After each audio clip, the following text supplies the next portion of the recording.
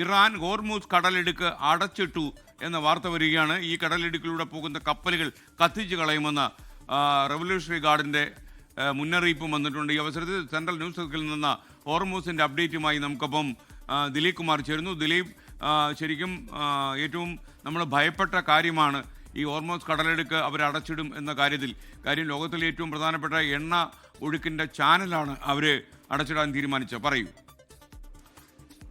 Hormuz കടലിടുക്ക് വഴിയുള്ള കപ്പലുകൾ കടന്നു പോകുന്നത് അത് തടയുകയാണെങ്കിൽ വലിയ പ്രത്യാഘാതം ലോക സമ്പദ് വ്യവസ്ഥയിൽ തന്നെ ഉണ്ടാകുമെന്ന കാര്യം ഉറപ്പായിരുന്നു. അതുകൊണ്ട് തന്നെ ലോകം വളരെ ആശങ്കയോടുകൂടിയാണ് കണ്ടിരുന്നത്.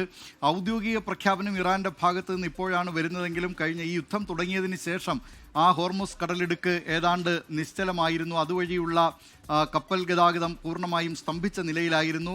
ഈ കപ്പലുകളൊക്കെ ഹോർമൂസ് കടലിടുക്കിൻ്റെ ഇരുവശങ്ങളിലുമായി എത്തി നങ്കൂരമിട്ടിരിക്കുന്ന അവസ്ഥയായിരുന്നു. ഈ സംഘർഷ മേഖലയിലൂടെ കടന്നു പോകാൻ കപ്പൽ കമ്പനികൾ തയ്യാറായിരുന്നില്ല. അതുകൊണ്ട് തന്നെ ഈ കടലിടുക്ക് വഴിയുള്ള വ്യാപാരം കഴിഞ്ഞ 2-3 ദിവസങ്ങളായി പൂർണ്ണമായും നിലച്ചിരിക്കുകയാണ്. ഇപ്പോൾ ഇറാന്റെ ഭാഗത്ത് നിന്ന് ഇറാന്റെ ഇസ്ലാമിക് ഗാർഡ് കോർപ്സ് ഇപ്പോൾ പറയുന്നത് ഇതുവഴി ആരെങ്കിലും കടന്നു പോകാൻ തുനിയുകയാണെങ്കിൽ, ഏതെങ്കിലും കപ്പലുകൾ കടന്നു പോകാൻ തുനിയുകയാണെങ്കിൽ അതിനെ കത്തിക്കും എന്നാണ് ഇപ്പോൾ ഇറാൻ അറിയിച്ചിരിക്കുന്നത്. മാത്രമല്ല അത് ഇന്ത്യയെ സംബന്ധിച്ച് വലിയ തിരിച്ചടി തന്നെയാണ്.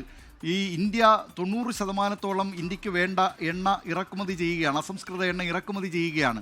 അതിൽ ഏതാണ്ട് 60% വരുന്നത് ഈ ഹോർമൂസ് കടലിടുക്ക് വഴിയാണ്. അതുകൊണ്ട് തന്നെ ഇന്ത്യയെ സംബന്ധിച്ച് അത് എണ്ണ സംഭരണം, വിതരണം, ഇതൊക്കെ വലിയ തോതിലുള്ള, അതുപോലെ സംസ്കരണം, ഇതൊക്കെ വലിയ തോതിൽ പ്രതിസന്ധിയിലേക്കാകും എന്ന കാര്യത്തിലേക്കാണ് ഇപ്പോൾ പോകുന്നത്. കേന്ദ്ര പെട്രോളിയം മന്ത്രാലയം സ്ഥിതിഗതികൾ നിരീക്ഷിക്കുന്നുണ്ട്. നേരത്തെ റഷ്യയിൽ നിന്നുള്ള എണ്ണ വാങ്ങൽ അത് ഇന്ത്യ ഏതാണ്ട് നിർത്തിയ മട്ടായിരുന്നു. അത് പുനരാരംഭിക്കുന്നതിനുള്ള ശ്രമം ഇപ്പോൾ തുടങ്ങിയതായി ഡൽഹിയിൽ നിന്ന് റിപ്പോർട്ടുകളുണ്ട്.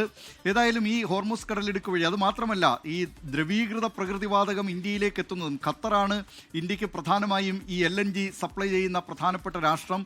അതും കടന്നു വരുന്നത് ഏതാണ്ട് 50% വരുന്നതും ഈ ഹോർമൂസ് കടലിടുക്ക് വഴിയായിരുന്നു. അത് അവിടെ ഇങ്ങനെ ഈ നിലയിലുള്ള ഇറാന്റെ ഈ കടുംപിടുത്തം തുടരുകയാണെങ്കിൽ അത് വലിയ തോതിലുള്ള പ്രതിസന്ധിയിലേക്ക് ഇന്ത്യയെ മാത്രമല്ല മറ്റ് ലോകരാജ്യങ്ങളെയും അത് വലിയ പ്രതിസന്ധിയിലാക്കും എന്ന കാര്യം. ദിലീപ് കുമാറാണ് സെൻട്രൽ ന്യൂസ് ഡെസ്കിൽ നമുക്കൊപ്പം ചേർന്ന്.